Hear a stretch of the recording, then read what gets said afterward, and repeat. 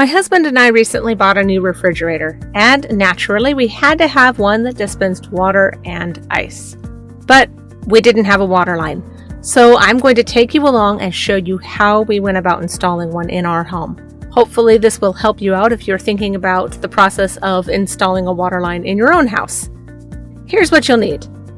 A line to connect the shutoff valve to the refrigerator, these SharkBite push-to-connect fittings, an ice maker outlet box, some PVC tubing, and a multi-purpose pipe cutter.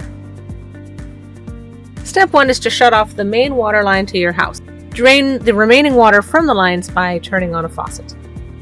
Next, find a spot behind the fridge to attach the outlet box. You'll want this to be next to a stud.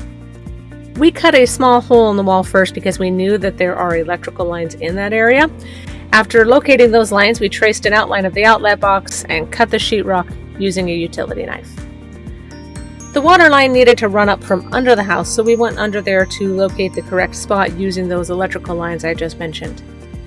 We drilled a hole up through the floor using a spade bit large enough to fit the line. I think we had 1 inch or something laying around, and then fished the water line up through that hole.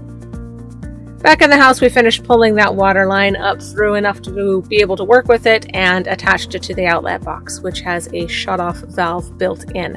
The SharkBite connectors are nice because they connect by simply pushing the two parts together. Screw the box into the wall, pop the cover on, and move on to the next part. The water line connector screws onto the line at the back of the fridge and then attaches to the shutoff valve. It's really just that easy. That's all it takes to attach the water line to the source of water. All that's left is to attach that water line to a source of water down below the house. We ran the line over to a cold water supply, cut that line with the pipe cutter,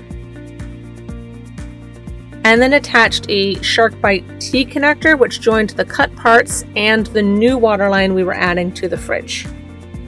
Again, the SharkBites make this really easy. You'll just want to make sure that they are pushed all the way in. Turn the water back on, check for any leaks, and enjoy nice cold water and crushed ice straight from your fridge. I've got links to the supplies and tools we used on my website, www.thecreatedhome.com, where you will find more home improvement and woodworking projects.